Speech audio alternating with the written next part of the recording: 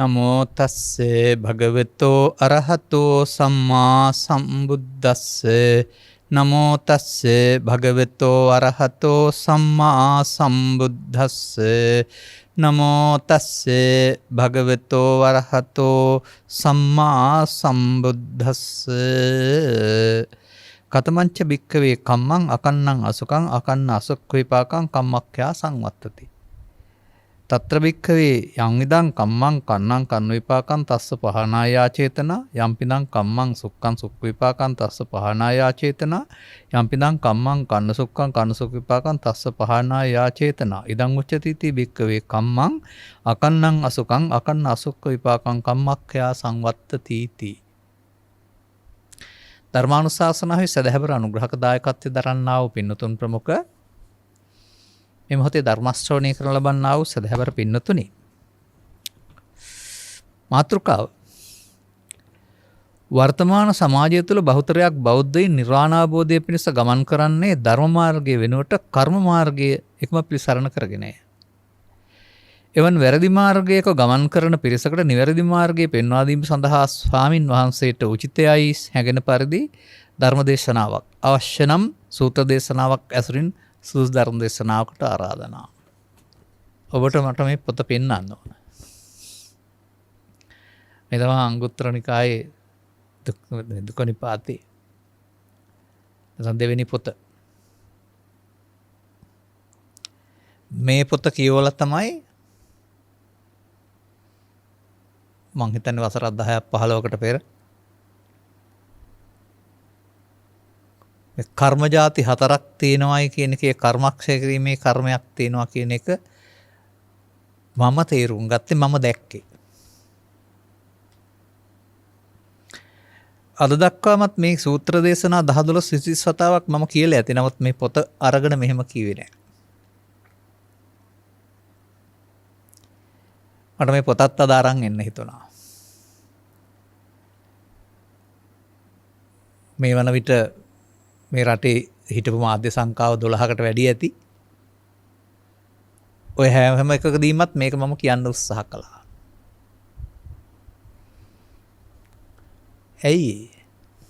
මෙන්න මේ අනුග්‍රහක බෞතුන් ඉදිරිපත් කරලා තියෙන කාරණේ මට තේරුණා නිසා. වර්තමාන සමාජය තුළ බහුතරයක් බෞද්ධයින් නිර්වාණ අවබෝධය පිණිස ගමන් කරන්නේ ධර්ම මාර්ගය නොව කර්ම මාර්ගයකම පිළිසරණ කරගෙන.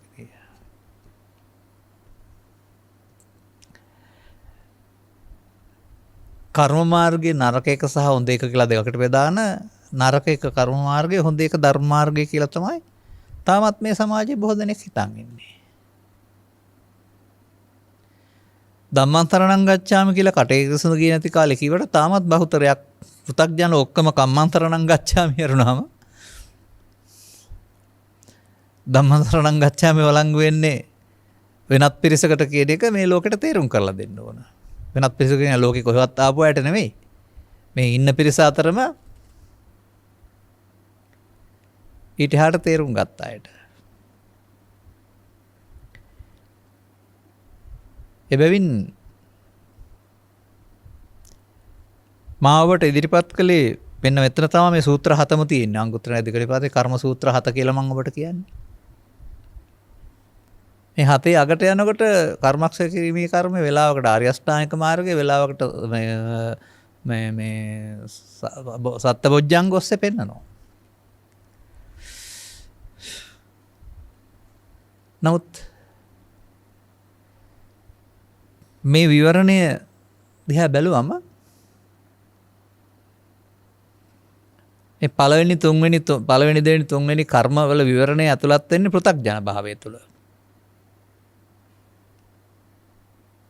පෘථග්ජන භාවය තුළ කරන්න පුළුවන් කර්මයක් නෙමෙයි කර්මක්ෂය කිරීමේ කර්මය කියන්නේ. ඒක ආර්ය භාවයට අයිති දෙයක්. ඒ නිසා මේවා දැනුවත් වෙලා තේරුම් ගත්තම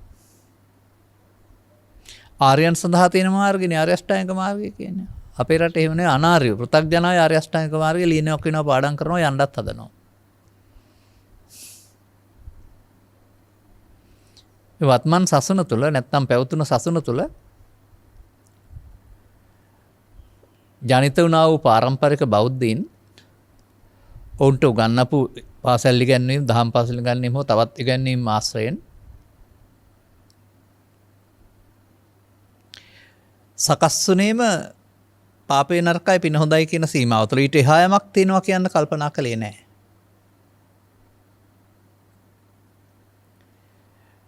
ඉහාත්ම වශයෙන්ම ධර්මයේ සරණින් සැනසෙන්න පුළුවන් කියන මේ තේමාවට එන්නට සමත්කමක් තිබුණේ නැහැ. සියවස් ගණනාවක් තිස්සේ. ඒ පිළිබඳ පූර්වාදර්ශයක් තිබුණේ නැහැ කියලා මම කියන්නේ. ඒ නිසා මාර්ගෝපදේශකේ දෙන අයටත් මාර්ගය යන අයටත් ඔක්කොටම අනාගත බලාපොරොත්තුවක් තියන්න සිද්ධ වුණා. අනාගත බුදුරජාණන් වහන්සේ හැම මේ කර්මක්ෂය කිරීමේ කර්මයෙන් සැනසීම ලබා හොඳා එතෙක් යන්නට කර්ම රැස් කරන කර්මය නිවන් මඟ වශයෙන් නම් නෙවෙයි. භව සුගතිගාමි මඟ වශයෙන් තෝරා ගැනීම සමස්ත තේමාව වුණා. ඒට අභියෝග කරන්න පුළුවන් කෙනෙක්, ඒ වැරදි කියන්න පුළුවන් කෙනෙක් හිටියේ නෑ කියන්නෙත් නෑ.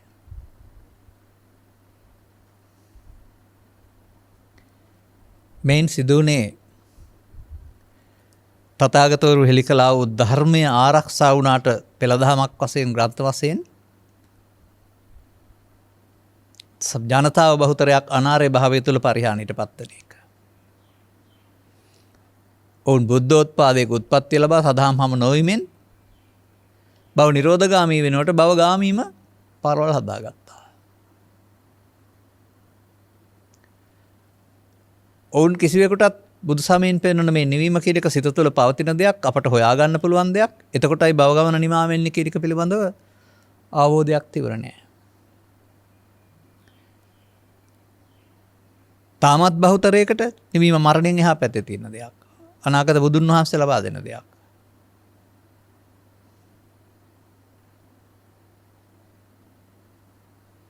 මාර්ගඵල වලින් ප්‍රත්‍යක්ෂ කටයුතු නිවීම කියලානේ මේකට කියන්නේ. හතරකට අටකට බෙදලා තිබුණත් කොහොම තිබුණත් අන්තිමට ඕක එහෙම බෙදන්න පුළුවන් එකක් නෙමෙයි. ඒකේ සාක්ෂාත් වෙන ආකාරයේ ස්වභාවය අනුව එහෙම නම් කළාට. ඒවල කර්මක්ෂය කිරීමේ කර්මය නම් වූ එකේ ප්‍රතිඵලය තමයි මාර්ගඵල හම්බ වෙන්නේ. එහෙම නැත්නම් කර්ම විපාක හම්බ වෙන්නේ.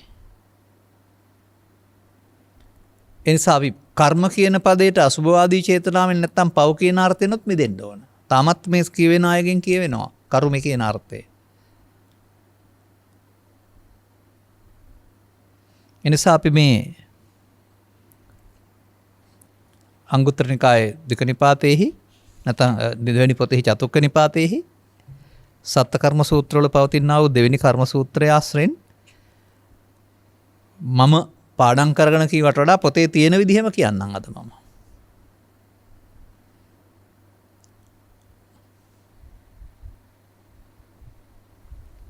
කුමක්ද පළවෙනි සදේ හැමදාම මම කියන එක? මහණෙනි මේ කර්මය සතර දිනක් මා විසින් තමන් වහන්සේම විශිෂ්ට ඥාණයෙන් දැන ප්‍රත්‍යක්ෂ කොටගෙන පවසන ලද්දේය. කවරක්ද? මහණෙනි අනිෂ්ට විපාක ඇති අකුසල කර්මයක් ඇත. මහණෙනි ඉෂ්ට විපාක ඇති කුසල කර්මයක් ඇත. මහණෙනි අනිෂ්ට වූද ඉෂ්ට වූද විපාක ඇති කන්න සුක්ක නැත්තම් කලසුදු කර්මයක් ඇත. මහණෙනි අකන්න අකුස සුක්ල විපාක ඇති. කලුත් නොවන සුදුත් නොවන කියලා ගමු අපි ඒකට. කර්මක්ෂය කිරීම පිණිස පවත්නා අකන්න අකුස අකන්න අසුක්ල කර්මයක් ඇත. මේ වචන මම කියන්නේ නැතුව කිව්වේ ඔකයි ටිකක් වචන බරපතලයි සිංහලෙන් කිව්වේ හදාන එකයි.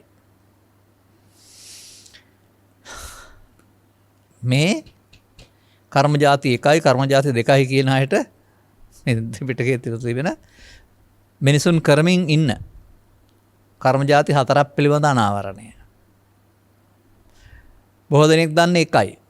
බොහෝ දෙනෙක් දන්නේ දෙකයි. බොහෝ දෙනෙක් දන්නේ තුනයි. නමුත් දුකින් නැත විඳීමට නම් ඒ එක හෝ දෙක හෝ තුන ප්‍රමාණවත් නැහැ. හතරවෙනි එකට යා යුතුමයි.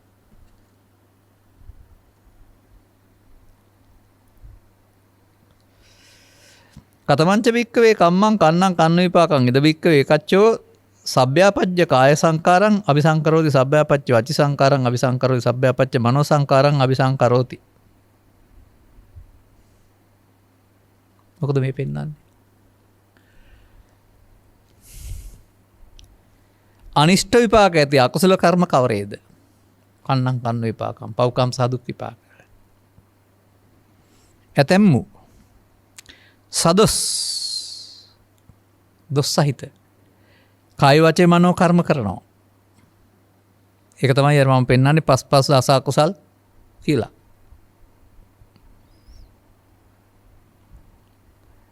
රැස් කරති. ඇයි පුද්ගලයන් වශයෙන් කරන්නේ?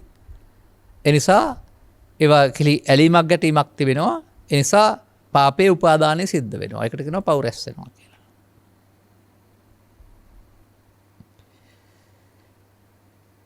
දොස් සහිත කාය වචී මනෝ රැස්කොට උත්පත්ති වශයෙන් මොකද වෙන්නේ? දුක් සහිත ලෝකෙට. දුක් සහිත උපන් නොහු දුක් සහිත විපාකය අනුභව කරති.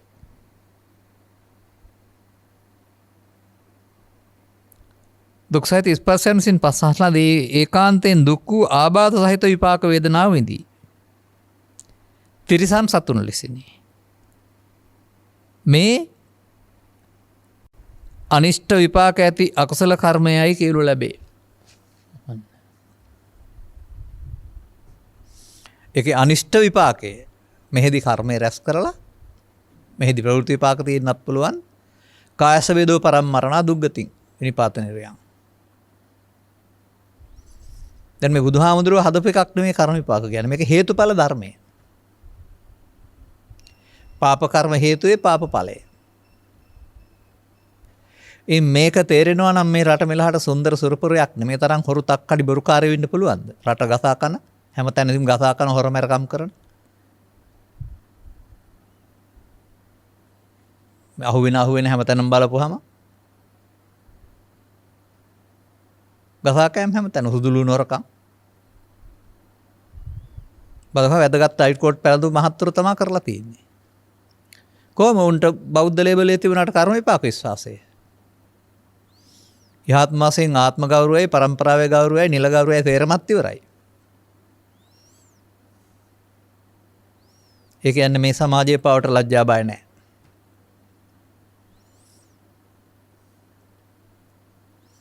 ඒ අන්න එකයි මම කියන්නේ උගතුන් බුද්ධිමතුන් ධනවතුන් උනාට පාවට ලැජ්ජා බය නැහැ කියන එකේ තේරුම පිරිහිලා.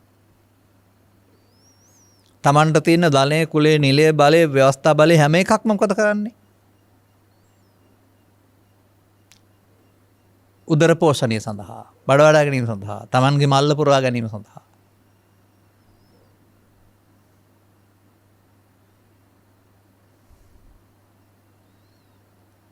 අසූ ගානකට ගෙනලා 100 ගානකට කිලෝ එක දෙන්න දෙවිච්ච සුදුරුණු ආපහු අපට හම්බ වෙනකොට 400 ගානක්. මොකද ඒකෙන්ම අරගෙන ආපහු විකුණලා එකට බිස්නස්මන්ලා. රටකට රටක් හදන්න රටට ආදරය කරන ඔක්කොම රටට ආදරණය කරන මිනිස්සු වෙන්න ඕන. ආත්මාර්ථය ඉස්මතු වෙනවා නම් හැදෙන්නේ නැහැ. නීති රාමු තියෙන්නේ මේවට දඬුවම් දෙන්න අය හංගන්න නෙමෙයි. නමුත් ඒ දඬුවම නීතිය පැත්ත අපේ නීතිය පැත්ත එක නෙමෙයි පෙන්න. උඹලට කවදාවත් ගැලවීමක් වෙන්නේ නැහැ. ලංකාවේවත් උපදින්න හම්බ වෙන එකක් නෑ ආයේ. ඒ ජනතාවට කරන අසාධාරණ කම් වලට හොරමැරකම් කළා. ඒ නිසා බුදුදහමෙන් උගන්වනවා සසරක් තියෙනවා, විපාකයක් තියෙනවා කරන වැඩවල. මේ හේතු එකතු කරන්නේ ඵල විඳින්න වෙනවා නුඹලට. කරන කලට පව් මිරිය මීසේ. විඳින කලට දුක් දැඩි වේගිනිස්සේ. ඒ නිසා කන්න කර්මය නොකල යුතු කර්මයක්. මන්දයක් දුක් විපාකය. ඔය තමයි සබ්බපාපස්සා කරණං කුසලස්සාත්ම දානතම් පව් කරන්න එපා කියන බුද්ධ වචනේ.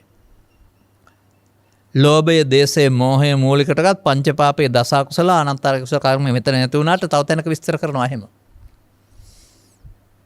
අකුල යුතු දේවල්.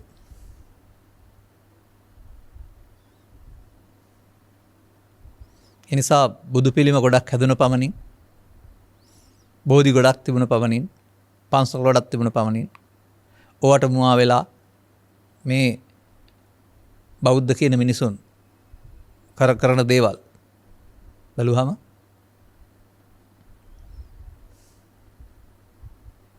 තවදුරටත් පරිහානීය රටක් හැරුණාම දියුණු මානසිකත්වයකට කරා එන්න උන්ට මානසිකත්වයක් ලබා දීලා නැහැ.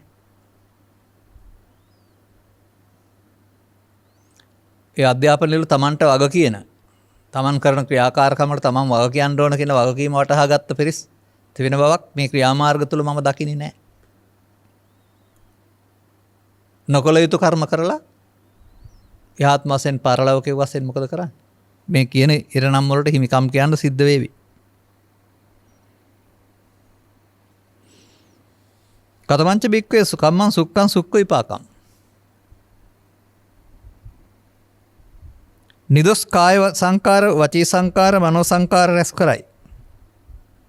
නිදොස් අනර ලෝභ දේශ මොහ මූලික නොගත්ත පස්පව් දස අකුසලයන්ට ආනන්තර කර්මයන්ට අකුසලට අයිති නොවන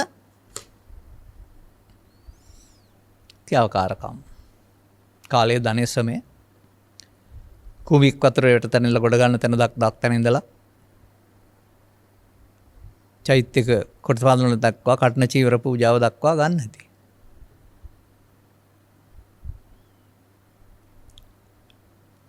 ඒ තරම්ම අගේ උලුප්පා තියෙන තරම්ම අගේ ඇති බව නම් මට තේරෙන්නේ නැහැ. ඒ පිළිබඳව කියා ගන්න බැරුව මම මේකට පියාණන් ඉන්නේ.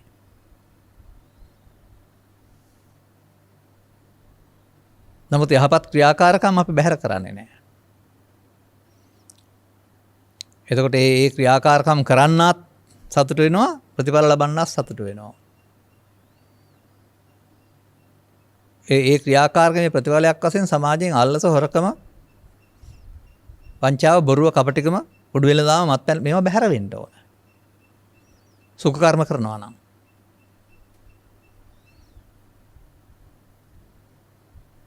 එහෙම යහපත් ක්‍රියාකාරකමක් තුළ සමාජ පරිවර්තනයක් නෙවෙන්න ඕන.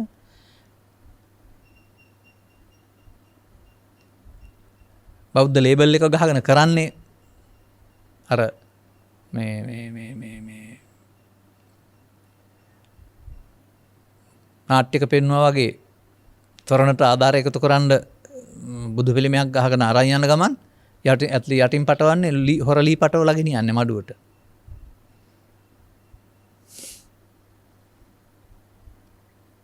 කියන්නේ හක්කේ බුදු රැස් බොක්කේ දඩමස් කියලානේ. හරි ඕන කෙනෙකුට හරියන්න මම කියන්නේ. ඒ නිසා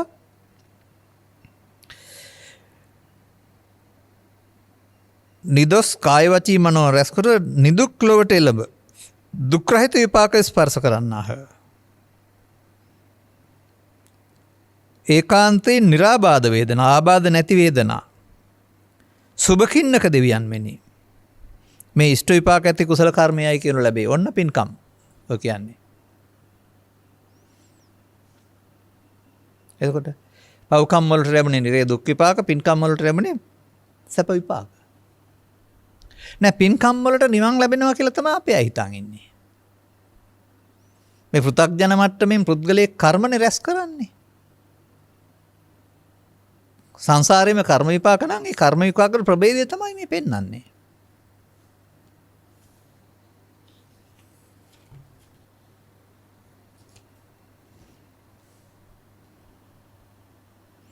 කතමංච බික්කවේ කන්න සුක්ඛං කන්න සුඛ විපාකං ඉද බික්කවේ ඒකච්චෝ සබ්භ්‍යාපජ්ජයම්පි අභ්‍යාපජ්ජම්පි කාය සංකාරං අபிසංකරෝති සබ්භ්‍යාපජ්ජප්පි අභ්‍යාපජ්ජම්පි වචී සංකාරං අபிසංකරෝති සබ්භ්‍යාපජ්ජප්පි අභ්‍යාපංචි මනෝ සංකාරං අபிසංකරෝති සෝ සබ්භ්‍යාපජ්ජම්පි අභුජ්ජම්පි කාය වචී මනෝ සංකාරං අபிසංකරිත්වා සබ්භ්‍යාපජ්ජම්පි අභ්‍යාපජ්ජම්පි ලෝකං uppannං සමානං සමානෝ සබ්භ්‍යාපජ්ජම්පි අභ්‍යාපජ්ජම් වේදනං වේදියති. අන්න අපේ රටේ බොහෝ බෞද්ධින්ට ගැලපෙන දේ. පව්කම් පින්කම් කලවමේ කොට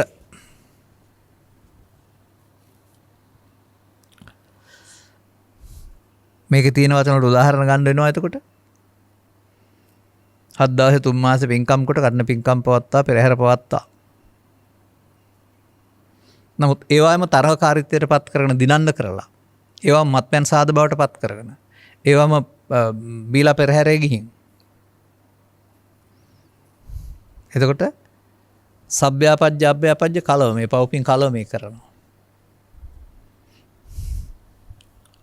සදුක්කූද නිදුක්කූද දුක් සැප දෙකම. දුක් සහිත වූද දුක් රහිත වූද විපාකයෝ දුක් සහිතත් තියෙනවා දුක් රහිතත් තියෙනවා.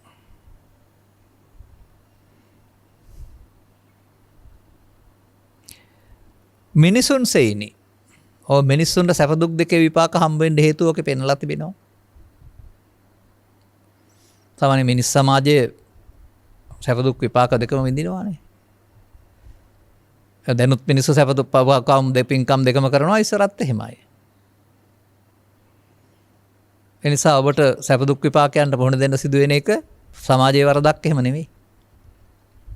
මේ පෘථග්ජන පුද්ගලයා මම කියන්නේ පෘථග්ජන කියන කෙනාට කරෝකි ඒකදා පුඤ්ඤං අපුඤ්ඤං පිච ඒකදානේ. පාර පෙන්නන්න කෙනෙක් නැතුවම අදාළ දවස්වලදී පින්කම් කරනවා අදාළ දවස්වලදී දේශපාලනයේදී හරි ඉඩම් අර්බුදයකදී තව මොනවා හරි බෙදා ගැනීමකදී නැත්තම් මොනවා හරි ප්‍රතිලාභයක් ලැබෙන්න ගියාම රජයෙන්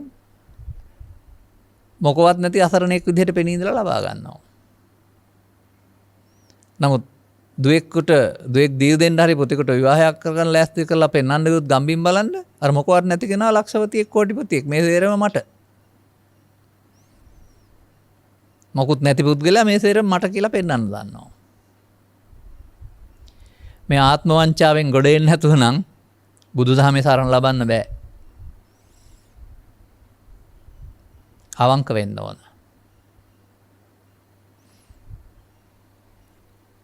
එහෙනම්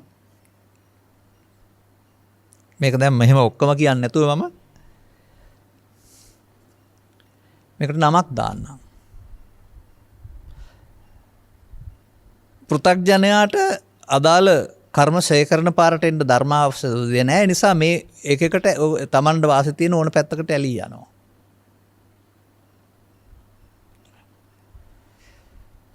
දැන් ඔහුට වළංගු ඇත්තනම් කම්මන්තරණං ගච්ඡාමි. ඒක තව බෙදන්න ඕන අපිට පාප කර්මන්තරණං ගච්ඡාමි පුඤ්ඤ කර්මන්තරණං ගච්ඡාමි පාප පුඤ්ඤ කම්ම සරණං ගච්ඡාමි.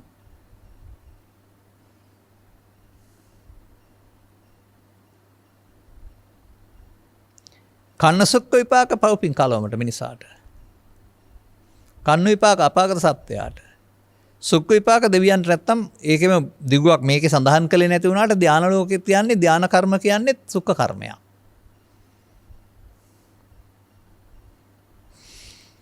එතකොට ඒකේ සුඛ විපාක. දැන් මේ අපායයි දිව්‍ය ලෝකේ බ්‍රහ්ම ලෝකේ හදන්න යන්නේ නැතුව කොහේ හරි තියනවා කියලා මිනිසා විසින් කරන කර්මයන්ගේ විපාකයේ සංසාරේ කියලා තේරුම් ගන්න. මිනිසා තමයි මේ දේවල් කරන්නේ.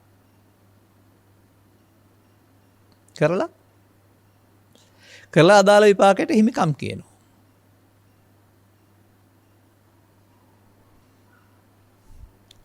එතකොට මෙන්න මේ ශික්ෂාපද පංචකයේ සිට එහාට මේ සංයම සංවර ප්‍රතිපදා ගණනාවක් තිබුණට මේ ප්‍රතිපදා ගණනාවෙම තියෙන්නේ පුද්ගල සංවරයක්. පුද්ගලයෙක් වශයෙන් තමයි හික්මෙන්න බලන්නේ. ඒ හික්මීම තුළ පවතින්නේ පව් හොඳ නැහැ පින් හොඳයි කියන චේතනාව තුළ පව් නොකර ඉඳීම. නමුත් පෘථග්ජන පුද්ගලයාට අර එදිනදා ජීවිතේ ලෙදෙන කාරණාවට අනුව පොයට දන්සැල දවසට දාන දවසට දාන සීල භාවනාවේ දෙන්නත් යම්කිසි අර්බුදයකදී ලෝභ දේශ මොහෙන් කටයුතු කරන්නත් මේ සමාජයේ ඉඩ තියෙනවා. බැහැර වෙලා නැහැ. ඒ නිසා තේරුම් ගන්න එකට කියන්නේ ධර්ම මාර්ගය නෙමෙයි කර්ම මාර්ගය. ඇතැම්ම කර්ම මාර්ගයේ නරක මේකට බරයි. හොරෙන් හෙරොයින් හරි මත්පැන් හරි කියන කෙනා විකුණන කෙනා බෙදා හරින කෙනා බොන කෙනා බලපත්‍ර සහිතව හිතුව ගත්තත් කොහොම ගත්තත් ඒක පාප කර්මයමයි. අය බලපත්‍ර රහිත එක කළුයි බලපත්‍රයක සුදුහුණු ගාලා හරියන්නේ නැහැ.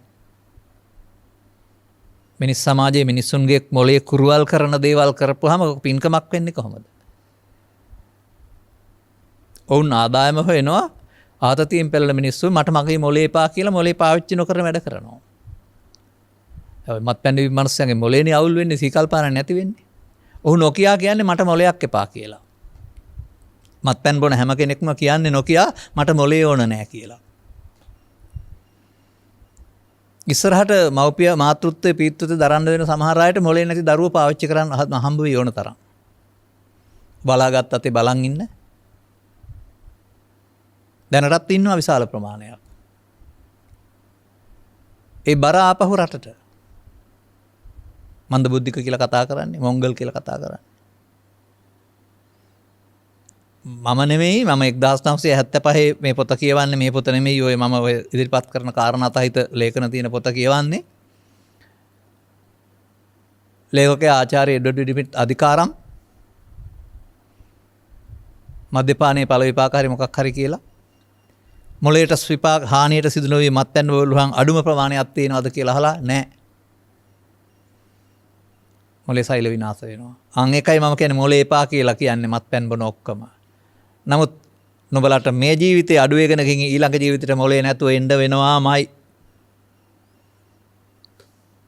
එදාට කරන්න දෙයක් නැහැ. බලාගත්තට බලාගෙන ඉදී. සරමයන් දෙව්වම ඇඳ ගන්න දන්නේ නැහැ, ගව් මැඳ ඇඳ ගන්න දන්නේ නැහැ. ඒක තමයි විපාක කියන්නේ. ඔබ යමක්ද හොයන්නේ මේ මිනිස් ජීවිතය තුළ. පාපේ හෙව්වොත් පාපේ විපාක හම්බ වෙයි. මොලේ එපා කිව්වොත් මොලේ නැතුව හම්බ වෙයි. දීලා තියෙන ස්වාභාවික කාමයේ විඳින්න නැතුව කාමයේ විකෘති පැත්තට හොයන්න ගියොත් හම්බ වෙයි. දරුවන් ලබා දෙන්න තියෙන සම්පත දරුවන් එපා කියලා පාවිච්චි කරනොත් ඊළඟ ඉපදෙලා දරුවෝ නැතුව ස්වභාවයෙන්ම වඳ බවට පත් වෙලා විඳවන්න වෙයි. මා සරල දේවල් වශයෙන් හිතන්න එපා කවුරුත්. චේතනාවයි බලපාන්නේ.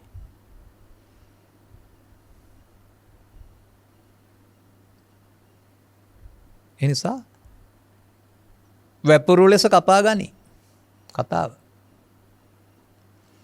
අපි මේ ටිකක් වැඩිපුර විවේචනයකේ වැරදි පැත්ත මේ. එහෙනම් දැන් පේනවද ඔබට මේ ඇඳුම බෞද්ධ වුණාට බහුතරයක කර්ම පේන්නේ පාප කර්ම කියලා? බෞද්ධ රටක 80%ක් මත්පැන් බොන්න පුළුවන්. බෞද්ධ රටක වැඩිම මත්පැන් ලීටර් ප්‍රමාණය අප්‍රේල් මාසයට ඉහළ යන්න පුළුවන්. බෞද්ධ රටක ඇඳරි නීතිය තිබියදීම පොලිම වඩාත් දිග පොලිම මත්පැන් පොලිම වෙන්න පුළුවන්. සංචාරන සීමා පනවා තිබියදී තහනම් පනවා තිබියදී ඒවට මැද්දෙන් මත්පැන් හාලාවලට යන්න රජ දෙන අවසර දෙන රජවල් තියෙන්න පුළුවන්.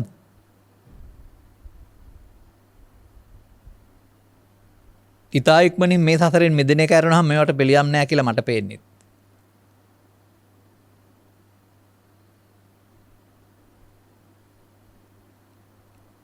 නැත්නම් අපි මාධ්‍ය ගණනාවක් තිස්සේ මේ කියන්නේ අපට මොන හරි ප්‍රතිලාභයක් ලබා ගන්න නෙමෙයිනේ.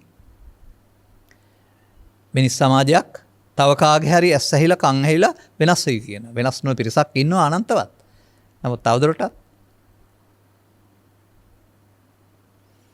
එනිසා අන්න මිනිසා කන්න කර්ම පාර බලවත් කරගෙන ඒත් පෘථග්ජන භාවය තුළ. පෘථග්ජන භාවයේ කන්න කර්මයන්ගෙන් 100% බැහැර වෙන්න බෑ. නමුත් සුඛ කර්ම බලවත් කරගන්න පුළුවෙනි. එතකොට ඒකට මිනිසුන් අතර හෝ දෙවියන් අතර මිනිසුන් සහ දෙවියන් අතර සුඛ විපාකත් විඳින්න පුළුවනි.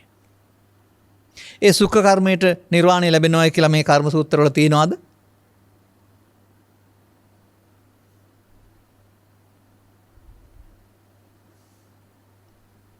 අන්න ඒවයි සමාජයේ තේරුම් ගන්න ඕන.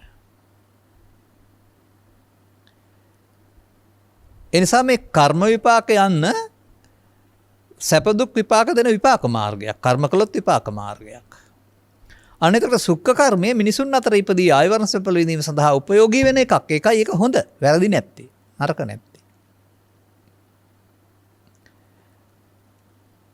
පෘථග්ජන පාපකාරී පුද්ගලයාත් අටලෝ දහමේ විඳවනවා.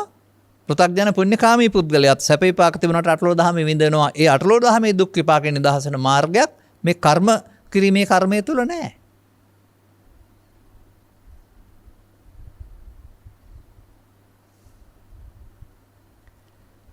බුදුවරු මේ රහස එලි කරනවානේ. මේ පොත තියාන ඇස් දෙක පියාන ඉඳලා හරියන්නේ නැහනේ අපි.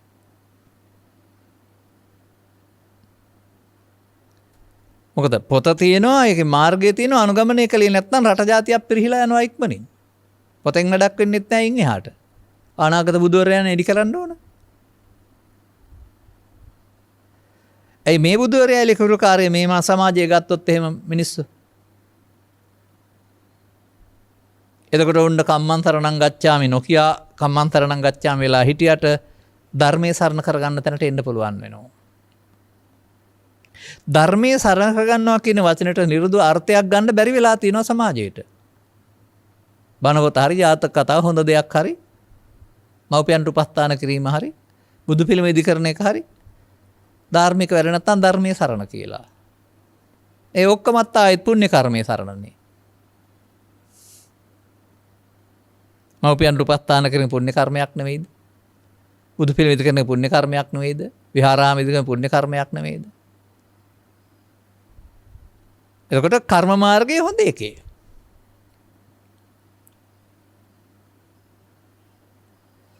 එතකොට කර්ම රැස් කිරීම කියන එක පාප කර්මයටත් සිදු වෙන්නේ උපාදානය, පුණ්‍ය කර්මයටත් සිදු වෙන්නේ උපාදානය, ධානා කර්මයටත් සිදු වෙන්නේ උපාදානය. උපාදානය කියන්නේ සසරට බැඳෙනවා. උපාදානය කියන්නේ සෝපාදානස්ස කොහං වච්ච උත්පත්තිම් පඤ්ඤාපේ. මේ මොනවා උපාදානය වුණත් ඒකට පුනර්භවයක් හම්බ වෙනවා. මට කියන්න පුනර්භවය නවත්තන්න දේශනා කළ බුදු සමයේ පුනර්භවයට හම්බ වෙන කාරණා කරලා කොහොමද නවතින්නේ කියලා? නැත්නම් ඊදානි පුනර්භවයට හේතු නැති කරන්න උගන්නා බුදු සමයේ පුනර්භවය ලබන්න ඕන කාරණා කරලා කොහොමද පුනර්භවය නැති වෙන්නේ කියලා කියන්න මට.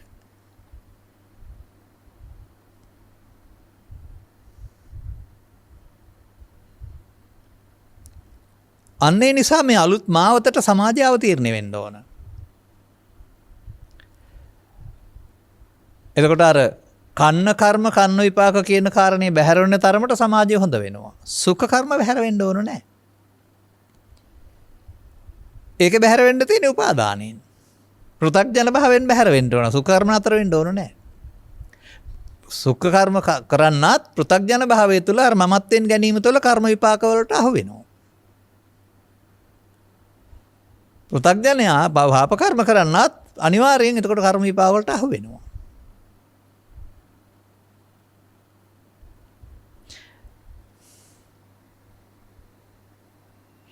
කතමංච භික්කවේ කම්මං අකන්නං අසුකං අකන්න අසුක් විපාකං කම්මක්ඛයා සංවත්තති.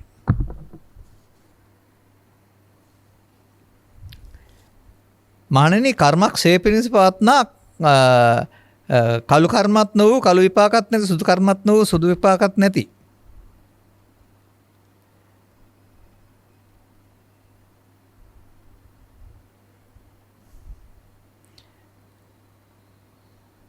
කර්මක්ෂය කිරීමේ කර්මය කුමක්ද? කොහොමද තියෙන්නේ?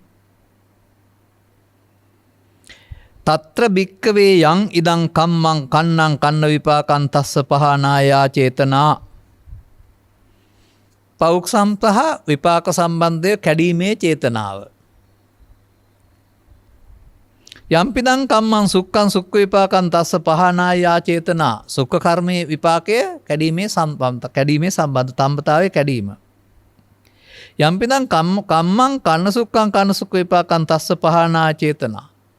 කන්න සුක්ඛ කර්මයේ විපාකයේත් මේ දෙක ප්‍රහාණය කිරීමේ චේතනාව. චේතනාව කර්මය. අරවැය චේතනාව කර්ම රැස් කරන කර්මය. මේකේ චේතනාව කර්මක්ෂය කිරීමේ කර්මය.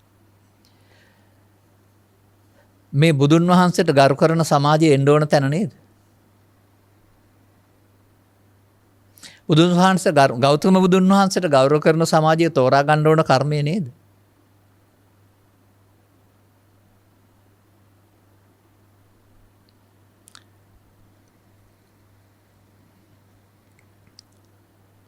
දැන් මේක මහාන වෙලාද කරන්න ඕන, කැලේට ගිහින් කරන්න ඕන, භාවනා මධ්‍යස්ථානට ගිහින් කරන්න ඕන, දවසට සැරයක්ද කරන්න ඕන, පොයට විතරද කරන්න ඕන?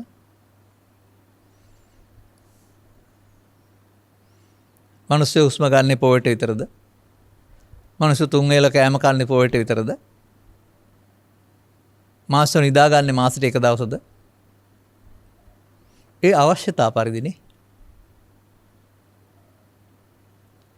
එනිසා මේ කන්න සුඛ කර්ම කන්න කර්ම සුඛ කර්ම විවරණය කරන්නේ පුද්ගල සහිත සමාජයේ. ස්ත්‍රී පුරුෂ ගිහි පැවිදි ආදී වශයෙන් පව් කරන්නා, පින් කරන්නා, පව් පින් කලවමේ කරන්නා කියලා. ඒ පුද්ගල විවරණ සමාජය තුළ කර්මක්ෂය කරන්න බෑ. කර්ම කරන්න පුළුවන්. සෑම කර්මයක්ම මේ කන්න කර්ම සුඛ කර්ම කන්න සුඛ කර්ම සෞපාදානස්ස උපාදාන සහිතයි, බැවින් උත්පත්ති හම්බ වෙනවා. තවත් කවුරු හරි තේරුම් කරගන්න. කර්ම රැස් කරන කර්ම කරලා සසරේ උත්පත්ති අරුණහම ඒකට අනාගත භවයක් හැදීම භවගාමී කියන්නේ අන්න ඒකයි. භවගාමී අකුසලයේ, භවගාමී කුසලයේ, භවගාමී ධාන කුසලයේ.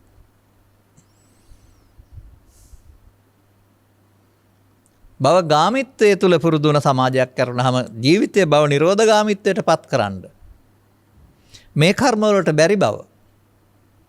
ඒක සඳහා වෙනම හඳුන්වා දුන්න කර්මයක් තිබෙන බව. සා තථාගතෝ භව නිරෝධාය ධම්මං දේසේති. අර තථාගතයන් වහන්සේලා භව නිරෝධයේ පිට දේශනා කළා වූ ධර්ම වළංගු නෑනේ එතකොට මේ පෘථග්ජනයින්ගේ පුණ්‍ය මාර්ගයේ, පාප මාර්ගයේ, කලවම් මාර්ගයේ තුල.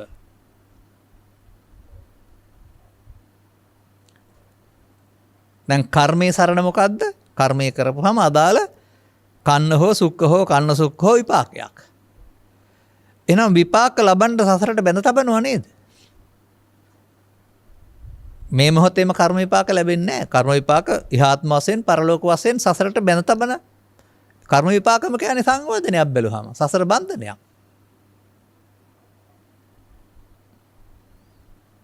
විපාක ලබන්න සසරේ වැවිදින්න ඕන.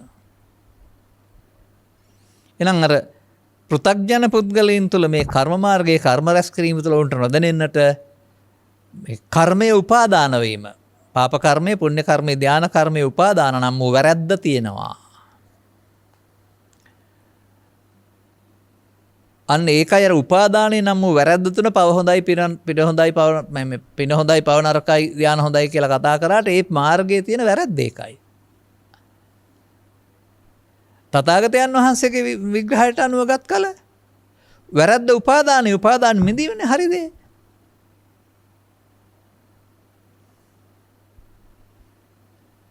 තථාගතෝ බික්ක අරහං සම්මා සම්බුද්ධෝ දේ ධම්ම දේශනා පරියායන භවಂತಿ. මොන මොකක්වත් නැහැ, ධර්ම න්‍යාය දෙකයි. දැන් මෙතෙන්ට යොදන්න මේක. කතමානිදී පාපම් පාපකතෝ පස්සතාති අයම් පඨම ධම්ම පරියායෝ. පාපේ ලාමක වශයෙන් දකින්න. ඒක තමයි පළවෙනි ධම්ම පරියාය. දැන් අර කන්න විපාකම් විතරක් නෙමෙයි පාපේ කියන්නේ. මේ ආරි සත්‍ය ගැනීමට අනුව භවයේ උපදින්න සිද්ධ වෙනවා නම් කෙනෙකුට අපාය ගියත්, දිව්‍ය ලෝකයක්, බ්‍රහ්ම ලෝකයක් ඔවුන් සියලුම දෙනා ඒ භවයෙන් මිදිලා නැහැ. බබලෝකීය කෙනත් ආපහු අපායට වැටෙන්න පුළුවන්. දිව්‍ය ලෝකීය කෙනත් ආර්ය නෝල් පුද්ගලයෝ අපායට වැටෙන්න පුළුවන්, මිනිසුන් අතර යන්න පුළුවන්. මිනිසුන්ටත් අපායට, දිව්‍ය ලෝකෙට ඉවර නෑනේ. හොඳ කර්මයක් නිසා හොඳ පැත්තට හැරුණාට නරක කර්ම වලට පත් වෙන්න තියෙන කාරණාවෙන් මිදිච්ච අය නෑ. කර්ම මාර්ගයේ හිරකරුවන්. සියලු දෙනා පෘථග්ජන කියන අය.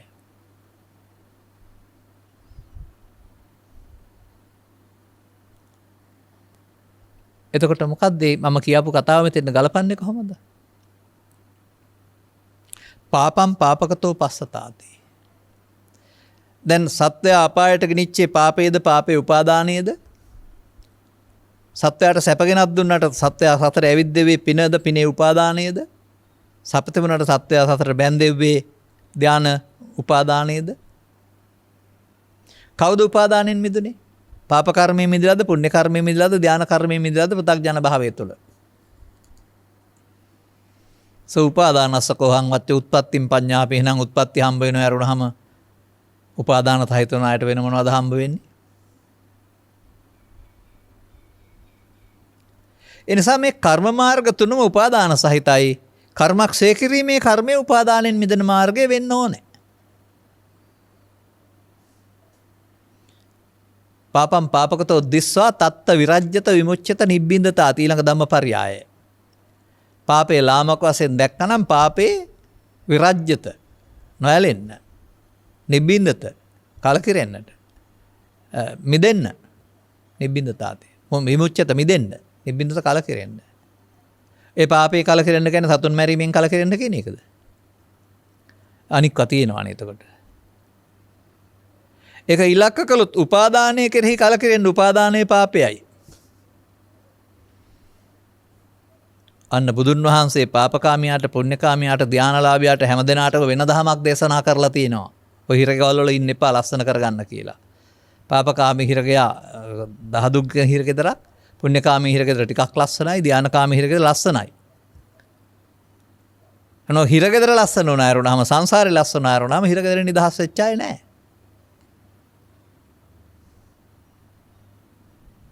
දේශනා සූත්‍ර පාඨය එහෙම කියවෙන්නේ නැහැ ත්‍රිපිටකේ පොතේ. අපි එහෙම හදලා කියන්නේ. ඇත්තනම් පිළිගන්න. එතකොට පාපේ වශයෙන් දැකලා පාපෙන් මිදීම විතරයි කරන්න තියෙන්නේ.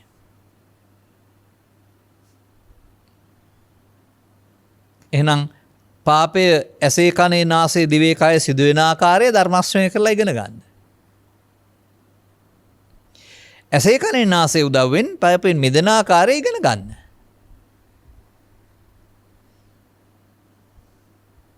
එහෙමයි ඒක. උපාදානයේ සිදුවෙන ආකාරය පාපේ නම් සිදුවෙන ආකාරය ඒකට පෙළ දහමක් ත්‍රිපිටකේ උගන්වනවා. පෙළ දහම ත්‍රිපිටකේ උගන්වනවා සිදුවෙන්නේ ඔබ ළඟ. ප්‍රමාදී පෙළ දහම. ඒ වගේම මේ සූත්‍රවල මේ පෙළ දහම පෙන්වනවා ගැලවෙන පාර. ඒක පොතේ තියාගන්න නැතුව ඔබේ ජීවිතයට යොදලා බලන්න. ඇස කන නාසය තුල මේ මෙහෙම කළොත් මේ ගැලවීම සිද්ධ වෙනවද කියලා.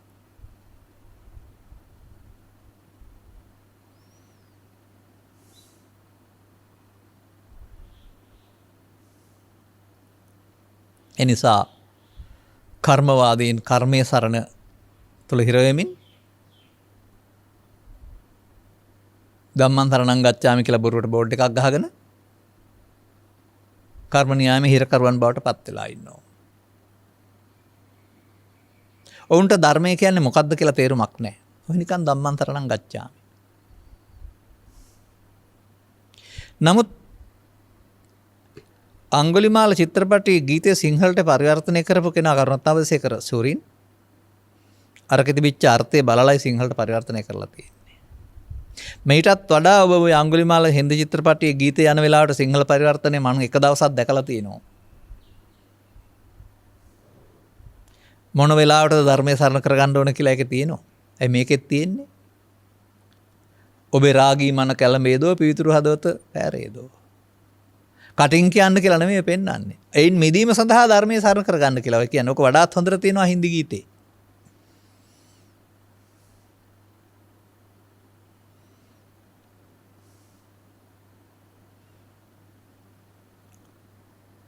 එනිසා මේ මිනිසාට දුක් විපාක ගෙනත් දෙන්නා වූ මේ කටුක කර්ම නියාමය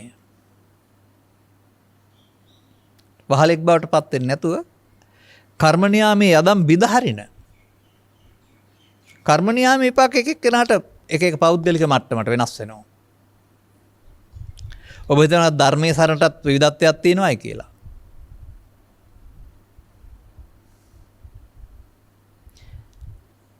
බුදුරජාණන් වහන්සේට ලැබුණ ධර්ම එකක්, සරියුත් හාමුදුරුවන්ට ලැබෙන ධර්මයක්, ඊට පස්සේ ගෝලයින් ලැබෙන පුංචි එකක් එහෙම කියලා. ඔබ කම්මදීපා භික්ඛවේ සත කම්ම සරණා. බුදුන් වහන්සේ ධම්මදීපා භික්ඛවේ සත ධම්ම සරණානං සරණා. ලබාගත් ජීවිතයේ ධර්මයේ දිවිනක් කොටගෙන වාසය කරන්න කියලා කියන්නේ වෙන සරණක් යන්න එපා කියලා. දැන් ওই කර්මයේ සරණේ නෙවෙයි වෙන සරණකනේ ඉන්නේ. ධම්ම සරණා. දන්නේ නැතුව කොහොමද?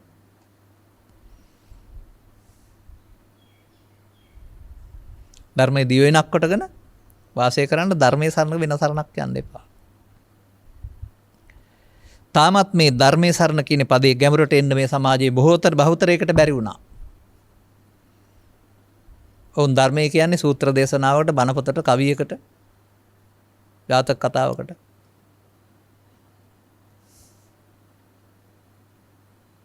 නමුත් වක්කලි සූත්‍රය තුළට හිස යොදලා බැලුවොත් ධර්මයේ දකීද බුදුන් දකී කියන පදේ ධර්මය කියන්නේ සූත්‍ර දේශනාවකටද?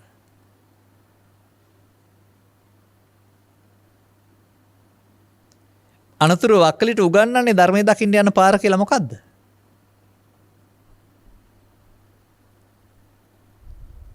උගන්වන්නේ පංචස්කන්ධේ පංච උපාදානස්කන්ධේ බවට පත් කර ගැනීම කර්මයේ සරණ.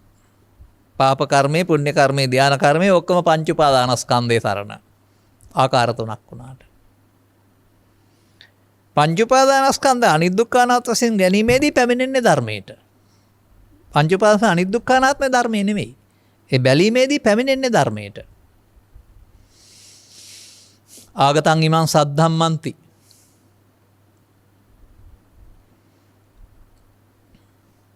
මිනිසාට මේ ලෝකේ ජීවත් වීම සඳහා මේ බාහිර බලපෑම් වලින් තර්ජනයට යටත් නොවි ජීවත් වීම සඳහා ලබා තිබෙනා වූ සුන්දර දිවයින මේ ධර්මය බුදුන් වහන්සේ හොයාගත් අනිත් හැමෝටම හොයාගන්න පුළුවන් වෙන. යං ඕගෝ දීපං කෛරාත මේදාවි යං ඕගෝ නාභි කීරති.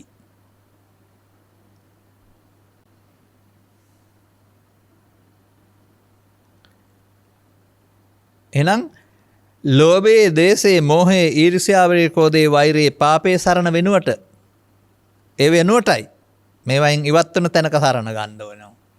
මේවට හම්බ වෙන්නේ විපාක. කර්ම විපාක, සසර සම්බන්ධතාවය. අරක එකත් විපාකයක්. නමුත් ඒක ලෝකෝත්තර විපාක. විඳින්නෙක් නැති. අර අන්තර් සම්බන්ධයක්, පෙරපසු විපාක, පසු සිද්ධියක් නැති. දැන් කර්ම විපාක මෙලොව වශයෙන්, පරලොව වශයෙන් පසුනේ. ඉහාත්ම වශයෙන්. කර්ම රැස් කළොත් කර්ම විපාකට පැමිණෙනවා. කර්මක්ෂය කළොත් ධර්මයට පැමිණෙනවා.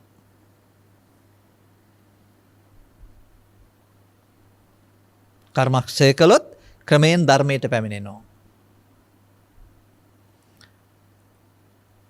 ඒ සඳහා ඔබ මොනම ශික්ෂාපද සමාදානයක මොනම ඇඳුමක් තුළ හිටියත් ඔබ බුදුන් වහන්සේ මේ කර්මක්ෂය කිරීම සඳහා දේශනා කළේ ස්කන්ධ පංචකය නැමැති ඒකකය. ස්කන්ධ පංච නැමැති ඒකකය තමයි උපාදානස්කන්ධ වශයෙන් කර්ම රැස් කරන්නේ. ස්කන්ධ පංච නැමැති ඒකකය පදනම් කරන තමයි උපාදානයෙන් මිදී කර්ම ඉවර කරන්න පුළුවන්කමක් තිබෙන්නේ. ඔන්න ඔය විදිහට නිර්වුල්ව ස්කන්ධ පංචකය පිළිබඳව අවබෝධය ලබා නොගෙන කර්මක්ෂය කරන මාර්ගයට එන්න බෑ.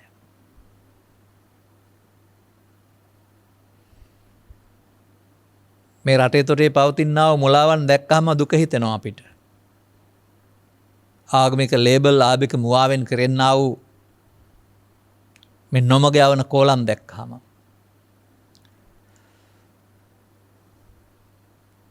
උණ හින්දා බොන්නත් බෑ, කිරි හින්දා හක දාන්නත් බෑ කියලා කියනවානේ.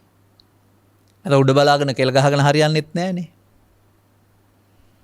ඒ නිසා අපට අමනකම් විවේචනය කරන්නේ නැතුව ධර්ම මාර්ගය විතරක් කියලා දෙන එක තමයි කරන්න තියෙන්නේ.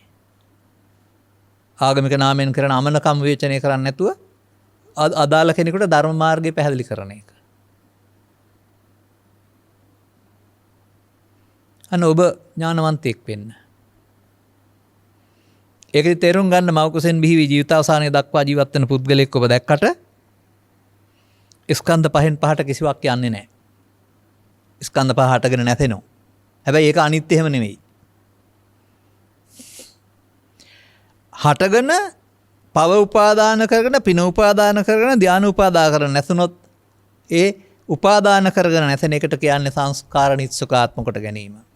අර මගේ මම මගේ ආත්ම කොට ගැනීමෙන් සසරට බැඳී නැසේ.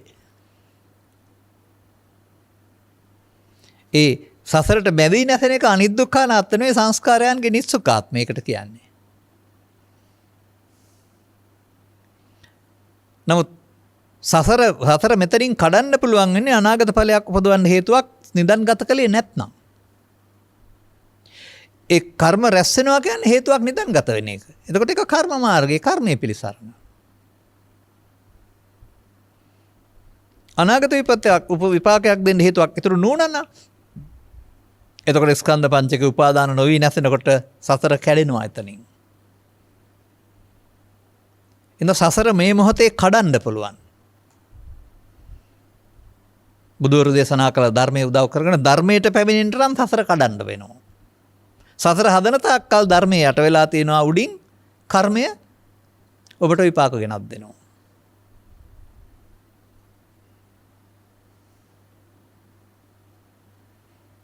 එනිසා මා දකින්නේ බුද්ධෝත්පාදයක මිනිසත් බලපු පුද්ගලයාට ඔය සූත්‍ර දේශනාවක් බණපතක් හමුවිය නෙමෙයි සදහම් හමුවීම කියලා කියන්නේ. මාර්ගඵල පිළිවෙලින් ප්‍රත්‍යක්ෂ කටයුතු නිර්වාණය පිළිබඳ ඉව වැටෙනවට ඒක ධර්මය.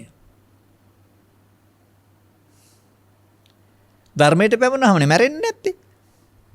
දැන් බුදුරජාණන් වහන්සේ ධර්මයට පැමුණා. අනිත් අය සරියුත් මහරහතන් වහන්සේලා ධර්මයට පැමුණා කර්මක්ෂය කරලා. දැන් කය ඇතෑරුණාට මරණයක් නැහැ. අර ලබාගත් එක මරණයක් නැහැනේ. කය ඇතෑරීම ඉතින් කොහොමත් කෙලෙස් සහිතව ඕන කෙනෙකුට සිද්ධ වෙන දෙයක් නේ. උන්වහන්සේලා ධර්මයට පැමිණිලා. ඒ ජීවිතයට කියනවා ජාතියක්, ජරාවක්, ව්‍යාධියක්, ශෝකයක්, මරණයක් නැති සාන්ත සදාකාලික අර ඒ ධර්මයේ හැටි. ඔබ මේක තේරුම් අරගෙන කර්මයට ආයුබෝවන් කියලා ධර්මයේ මතු කරගන්න නැත්නම් ඔබ ධර්මයේ යට කරන කර්මයේ ඔස්සේ තව සසර බොහෝ කාලයක් ඇවිදී.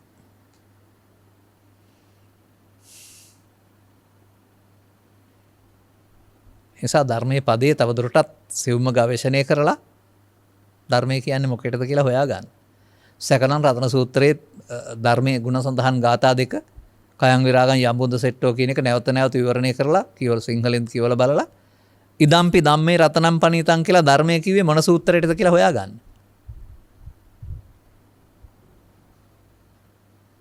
අපි එහෙම කියන්නේ ඔබ උද්‍යෝගිමත් කරන්න. එතකොට මෙන්න මේ වර්තමාන මොහොතින් මොහොතට නැසෙන ස්කන්ධ පංචකයක් තිබුණේ මොහොත ඔබට මෙන්න මේ ආර්ය පුද්ගලයාට අර අනාගත ඵලයක් උපදින්න හේතු ඉතුරු නොකර අවසන් කරන්න යොදා ගන්න පුළුවන්. එතකොට ඒක කර්මක්ෂය කිරීමේ කර්මය. එතකොට ඒක පාප කර්මයේ, පුණ්‍ය කර්මයේ, ධාන කර්මයේ තියෙනවා නම් ඒක මෙතන සුඛ සුඛ කර්මනේ ඕනෑම කර්මයක උපාදාන නොවි අවසන් වෙනකොට අනාගත ඵලයක් සඳහා යුතු නොවි සතර කැඩෙනවා. කර්මක්ෂය වෙනකොට හම්බ වෙන්නේ ධර්මයේ මතක තියාගන්න. කර්මක්ෂය කිරීමේ කර්මයක් ලෞකික ක්‍රියාමාර්ගයක්. හැබැයි ධර්මයේ ලෞකික නෑ ලෝකෝත්තරයි. ඔනම හැමදාම පැහැදිලි කරන මාර්ගය වෙනුවට මේ සූත්‍රය පෙන්නලා තවත් පැත්තකින් තවත් අයට තේරෙන්න මේ ව්‍යාජ බෞද්ධකමින් රටක් ගොඩ එන්නේ නැහැ කියන එක කවුරුත් තේරුම් ගන්න. හැමෝම 100%ක් වෙන්න තමන් අවංක වෙන්නේ නැතුව දහම් දීපයක් හදන්න බෑ. චිත්‍රපටයක රංගපානවා වගේ එකක් නෙවෙයි. ඒක චිත්‍රපටයට නළුව රංගපාන එකනේ කරන්නේ. කොහොම කළත් රංගපෑමක් ඒක. වෙන චරිතයක් රංගපානවා කියන්නේ බොරුවක් නේ. බෞද්ධකම රංගපෑමක් වෙන්න බෑ, අව්‍යාජ වෙන්න ඕන.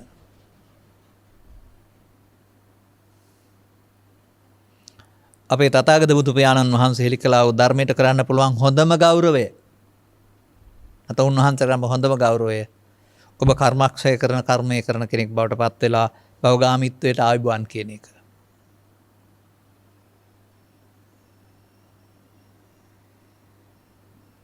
අදාළ කරුණු තේරුම් යනතුරු මේක දිග ලස්සන සූත්‍රයක් නේ. මේක පැහැදිලි කරන්න පැය 4-5ක් ඕන. මම නිකන් මේ හඳුන්වලා ගත්තේ අද. මේ ඉල්ලීම මත. කර්මක්ෂය කිරීමේ කර්මය කියලා එකක් තියෙන බව ඒ විදර්ශනා භාවනාව බවත් ඒ ස්කන්ධ පංචකේ අනිදුක්ඛ අනාත්ම වශයෙන් බැලීමේදී සිදුවෙන දේ බවත් වෙන වචනකින් තිබුණාට ගලප ගන්න තේරුම් ගන්න උත්සාහ කරන්න ධර්ම ශ්‍රවණය කරලා. තව වෙනත් සූත්‍ර පාඨයක් ධර්ම මාර්ගෙනුත් ගන්න පුළුවන් ඕක අපිට.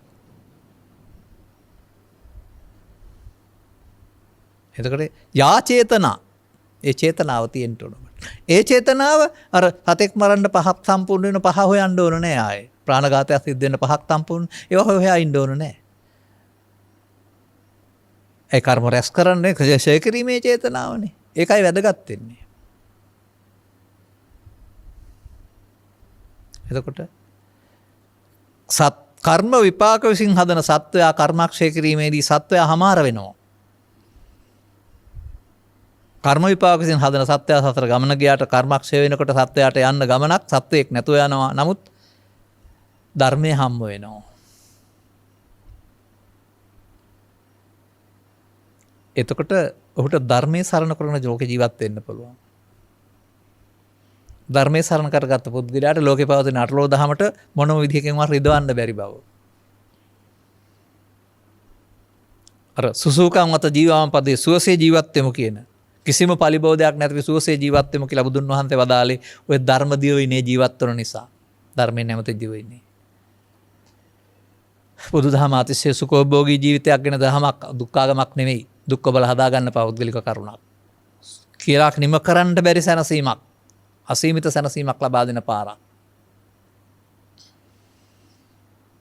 ලෝකෙට විවෘත විය යුතු දෙයයි. එබැවින් ඔබ තේරුම් අරගෙන අනුගමනය කරලා මට දැනටත් කතා කරන බොහෝ දෙනෙක් කියනවා අපි ඔබ වහන්සේගේ මේ කරුණු පැහැදිලි කිරීම අහලා අපේ ජීවිත අවුල් කරගන්න නැතුව සංසුන්ව ඉන්නවා දැන් කියලා. සන්තෝෂයි. තව තවත් ඒ සංඛ්‍යාව ශීඝ්‍රයෙන් ඉහළ ඒවා. ඒ නිවන සැනසුණු ස්වභාවයේ ප්‍රශ්න අවුල් කරගන්න නැති බව අනිත් අයට දකින්න ලැබීමෙන් ඔවුන් ධර්මයේ සරණ කරගෙන ජීවත් වෙනාට දැකීම තුළින් අනිත් අයටත් ජීවිතයට ධර්මයේ දැනගන්න ලැබේවා. අදාළ කරුණු තේරුම් අරගෙන ධම්මැස පාදා ගනිමින් අනුගාමී ප්‍රතිපදාවක් තුළ ප්‍රතිපත්ති පූජාවෙන් බුදුන්ට කරන්න පුළුවන් උපරිම ගෞරවය දක්වන කෙනෙක් බවට පත් වෙන්න ඔබට මෙම කරුණු පැහැදිලි කිරීමේ හේතු වාසනාව වේවායි කියන සුභාශිංසනය කරමින් මම ධර්මානුශාසනාව මෙසේ අවසන් කරනු ලබනවා. මෙම උතුම් ධර්ම දේශනාවේ ප්‍රඥානාලිකාව තුළින් විකාශනය කිරීම සඳහා සදැහැති දායකත්වය දරනු ලබන්නේ ගණේමුල්ල සුමේද මාවත අංක 291 3 නිවසේ පදිංචි නිවසයන් විසිනි.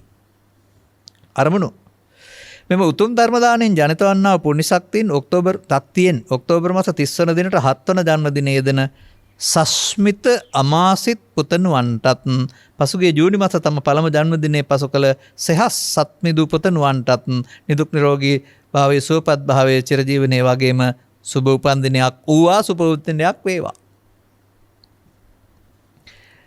සුජීවත්ව සිටින දායකත්වයේ දරූ අයගේ දෙමව්පියන්ට නිදුක් නිරෝගී සුවපත් භාවය ලැබේවා. උතුම් ධර්මාවබෝධය පිණිස මෙම ධර්ම දානමය පුණ්‍ය කර්මයේ හේතු වේවා. දායකත්වයේ දරූ සියලු දෙනාගේ මියගිය ඥාතීන් මෙම ධර්ම දානමය පුණ්‍ය කර්මයේ අවශ්‍ය නම් අනුමෝදන් වෙත්වා නැත්නම් සුවපත් වේවා.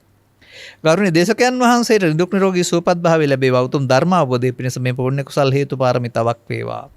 උතුම් මනුෂ්‍ය ආත්මයක් ලබාගෙන ඇති මෙම ගෞතම බුදු සාසනය තුළදීම අප්‍රමාදව ධර්මාවබෝධය කර සසර දුක් කෙලවර කර ලබන සදාකාලික නිවන් සුව ලබා ගැනීමට දායකත්වය දැක්වූ හැමටත් ධර්ම ශ්‍රවණය කළ සියලු දෙනාටත් පින්වත් ගෞරවනීය ස්වාමින් වහන්සේටත් මෙම උතුම් ධර්ම දානමය පුණ්‍ය කර්මයේ හේතු වාසනා වේවා. වෙන කියන්න පුණ්‍යානුමෝදනාවක් නැහැ.